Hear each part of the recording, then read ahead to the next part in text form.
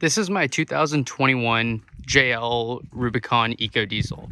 I got this vehicle in January of 2021, and I've put roughly 12,000 miles on this thing. It's now towards the end of July. Coming around the front, I have the OEM Rubicon metal bumper. This vehicle has the metal bumper package. And on the front bumper, I have two Baja Design LP9 Pros in amber in a driving combo, and then Squadron Pros as fog lights. And these fog lights just pop into the OEM fog light switches, so it's just a plug and play. I have a Warn winch and a Factor 55 Ultra Hook and Fairlead in the front. Coming up, I have Gravity Pro 6 light bar. Right now it has amber covers on. This light bar works great. Coming down, I have a Midland GMRS radio setup. So this is the antenna on one of the mounts for if you have A-pillar lights. It came with the Gravity Pro 6, so I just have it on that mount. Coming down to the side for tire and suspension setup, I have a 2-inch Mopar EcoDiesel specific kit, and then 37-inch Nitto Trail grapplers, 37 by 12.5 on Terraflex Nomad wheels. These wheels are super cool because it has the built-in air down feature, and then this guy is just air up. It's just a cover for it. You open it, it'll be a normal valve. But the air down is cool. You can set it to any PSI you want above 10, and you just open it up, and then it'll just go to that PSI, and you'll hear it stop, and you can just go around to all 4 of your tires and not have to worry about any gauges. On the wheels, I also have Terraflex's Rock Rash ring. This thing's cool. Not amazing. It does its job, but on a couple wheels, as you can see on this one, they kind of get pushed to the side eventually and scratch the wheel. But I mean, that's going to happen regardless. So not that bad at all. These wheels are awesome.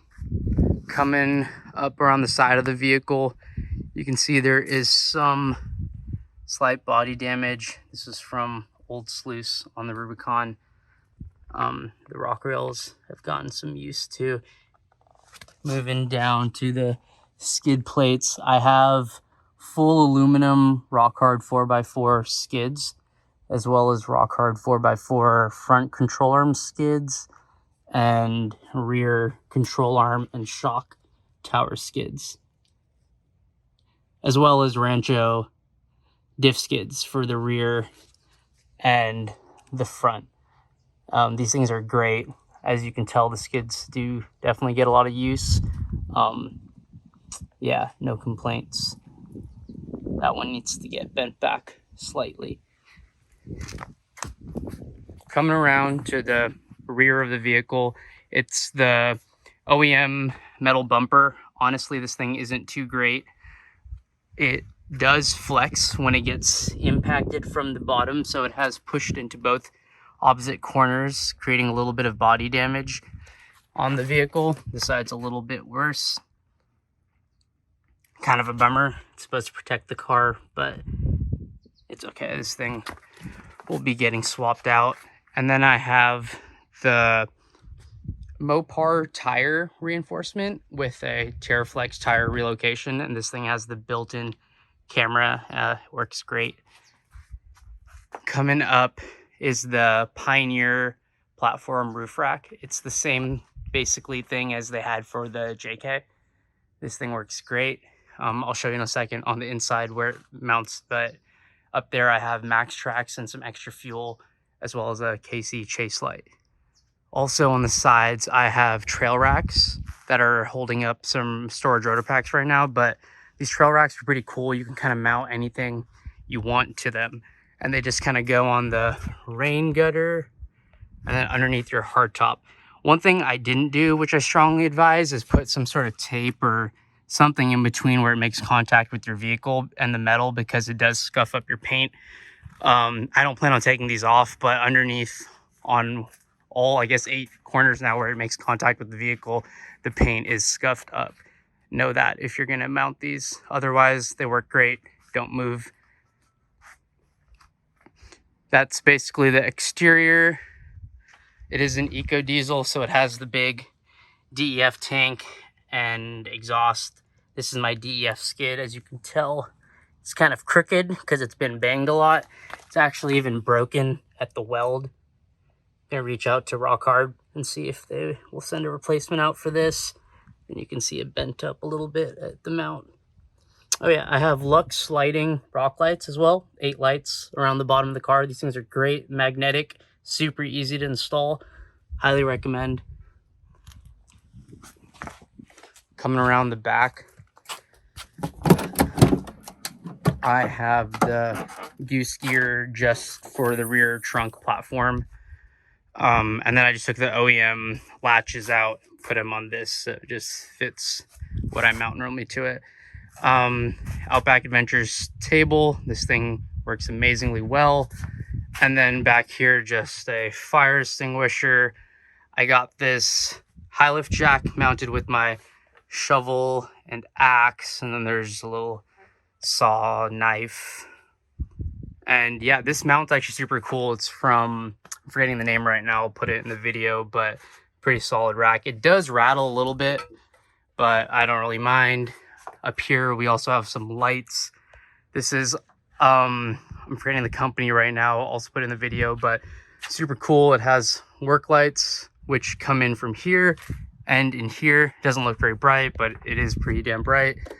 And then there's a hazard light, so if you're pulled over on the side of the road or something like that, pretty neat. Just replaces the OEM rear windshield wiper box. And then I just wired it kind of cleanly and tapped into this guy, so it's just always running.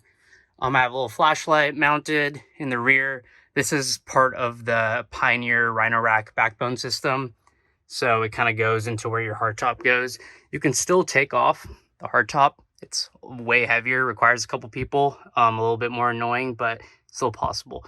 And then I have some pouches mounted on the side of where the Pioneer rack is as well. I have one of those attics from Blue Ridge, I believe. I'll put the name as well if I'm forgetting it. This thing works great. And that's basically the rear of the vehicle. Coming around the back, there's not really much going on.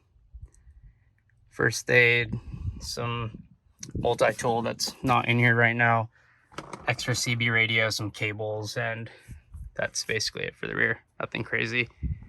And that's the storage up there. Coming around to the front as well, nothing too much. There's the S-Pod Bantam. This thing's great for all of the auxiliary light controls. I have two 67, sorry, mounts for phones. My Midland GMRS radio, which is on a magnetic mount. This thing is great. And then I have one of the ball mounts for if I'm bringing my iPad for a guy or something. And then I have a RAM mount that just hooks on to that. Other than that, it's a pretty stock Rubicon interior.